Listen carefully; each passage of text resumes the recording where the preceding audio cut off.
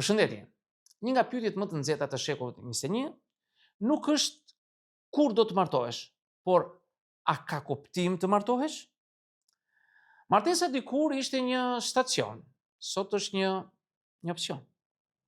Në të kaluarën ishte fillimi i jetës, sot shpesh shihet si i fundi i lirisë.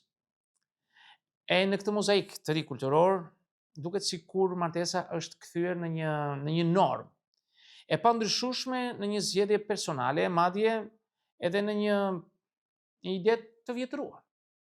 Por, a është vërtet kështu? Apo ka diçka më të thellë në aktin e martesës, sesa thjesht një unaz në gisht dhe një certifikat nga gjendja civile? Martesa si nevojë biologjike apo psikologjike? Nga pikpamja biologjike, njeriu nuk ka nevojë të martohet për të mbijetuar. Biologjike them. Mund të riprodhohet edhe jashtë martesës. Mund të ushqehet, të strehohet dhe të jetojë shumë mirë pa partner. Por njeriu nuk është vetëm trup. Është një qenie komplekse, me mendje, ndjenja, pasiguri, dëshira për përkatësi dhe lidhje. Sipas Abraham Maslow, një prej psikologëve më të mëdhenj që ka patur njerëzimi deri më tash, një psikolog amerikan me origjinë hebre, ai thotë se pas nevojave bazike, ushqim, oksigjen, strehim, vjen nevoja për dashuri, përkatësi, intimitet emocional dhe afeksion. Martesa në formën e saj më të shëndetshme i ofron pikërisht këto. Një partner me të cilën ndan jetën, i cili të njeh, të pranon dhe të qëndron pranë në ato problemet, në uljet e ngritjet e jetës. Por martesa nuk është domosdoshmëri biologjike, por mund të jetë një domosdoshmëri psikologjike, sidomos për ata që duan një ndjenjë sigurie, emocionale dhe vazhdimësie. A është martesa thjesht mod që po fiket? Nga ata që thonë se martesa është thjesht një traditë shoqërore e trashëguar nga kohët kur gratë nuk kishin të drejta dhe martesa përdoreshin për interesat jetike, toksore. Në shumë raste, kjo është e vërtetë. Por shoqëria ka ndryshuar. Tashmë nuk martohemi se duhet, por sepse duam ose nuk duam. Dhe pikërisht, kjo liri për të zgjedhur e bën martesën më autentike dhe e bën më të sinqertë. Në një botë ku çdo gjë është e përkohshme, kur marrëdhëniet kanë edhe afakt skadence, edhe ku zhdukja nga mesazhet e zëvendëson ndarjen përballë, martesa mund të shihet si një akt guximi, një formë angazhimi që sfidon egoizmin, frikën dhe konsumimin emocional. A do të vazhdoj të martohemi si specie? Ndoshta po, ndoshta jo, në të njëjtën formë. Forma klasike e martesës burr-grua, për jetë me dasmë e ceremoni, mund të ndryshojë, por dëshira për lidhje të qëndrueshme dhe të thella njerëzore mbetet. Nëse nuk i themi një martesë, ndoshta do t'i themi bashkëjetesë të qëndrueshme, marrëdhënie e përkushtuar, ose një term më cool, por në thelb njeriu ka nevojë për dikë me të cilin të ndaj jetën.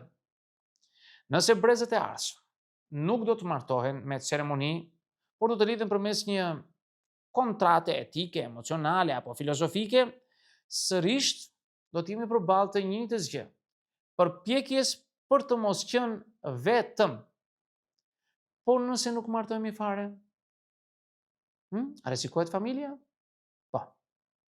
Sepse pa marrëdhënie të qëndrueshme, rrezikojmë të kemi individ gjithnjë e më të izoluar emocionalisht, me fëmijë që rriten në paqartësi lidhur me përkatësinë, strukturën, rolet edhe sigurinë. Nuk po them që martesa është e vetmja mënyrë për të krijuar një familje të shëndetshme, por them me bindje se angazhimi afatgjat e emocional është thelbi i një strukture familjare të qëndrueshme.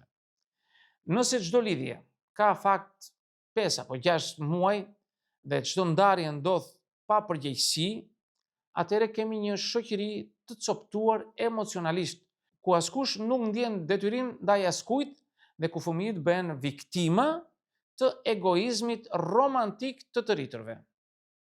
A është qëllimi njeriu të krijojë familje apo të mbijetojë si individ? Kjo është një pyetje shumë e rëndësishme. Kjo është një pyetje ekzistenciale dhe nuk ka vetëm një përgjigje. Ekzistencialisht do thoshim, qëllimi i njeriu është t'i jap vetë kuptim jetës tij. Psikoanalistët do të thoshin, njeriu kërkon të riparojë boshllëqet e fëmijërisë përmes lidhjeve të jetës. Humanistët do të thoshin, qëllimi është vetë realizimi dhe dashuria e ndërsjellë. Por nëse i shohim të gjitha këto bashkë, del një e vërtet. Njeriu është i paplotë në vetvete. Ai qëndron në lidhje, kuptim, vazhdimsi.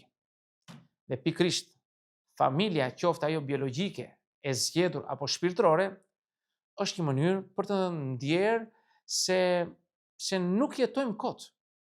Martesa nuk është qëllim në vetvete, por është një mjet për të realizuar më mirë vetveten, për të ndarë jetën me dikë që të njeh, të dëgjon dhe të qëndron pranë dhe kur nuk je në formën tënde më të mirë. Së fundi do të thosha, të martohesh nuk do të thotë të heqësh dorë nga vetja. Të martohesh nuk do të thotë të anulosh individualitetin, lirinë, ëndrat apo çdo qëllim tëndin personal. Martesa nuk është burg, është bashkëpunëtim.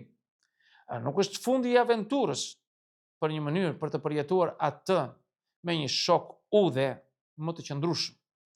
Në një botë që po bëhet gjithnjë edhe më individualiste, ndoshta martesa është revolucion i ri, në mënyrë për të thënë do të jem me ty dhe kur nuk më lëvërtis. Sepse në një epokë ku gjithçka është e disponueshme, angazhimi është luks. Nuk duhet të martohesh sepse të thanë prindrit, sepse duan shoqet, dasëm, apo sepse ora biologjike po troket. Por nëse gjen dikë me të cilin mund të përballosh jetën pa maska, pa fshehje dhe pa luftë për pushtet, atëherë martohu. Jo për të qenë në rregull me shoqërinë, por për të qenë në paqe me zemrën tënde.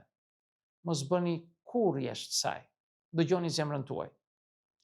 Miq, këto do të thosha në këtë video, unë ju falenderoj për vëmendjen. Kush dëshiroj mund të bëjë në koment, por mos harroni të bëni subscribe në kanalin tim për të marrë video tjetër her pas here.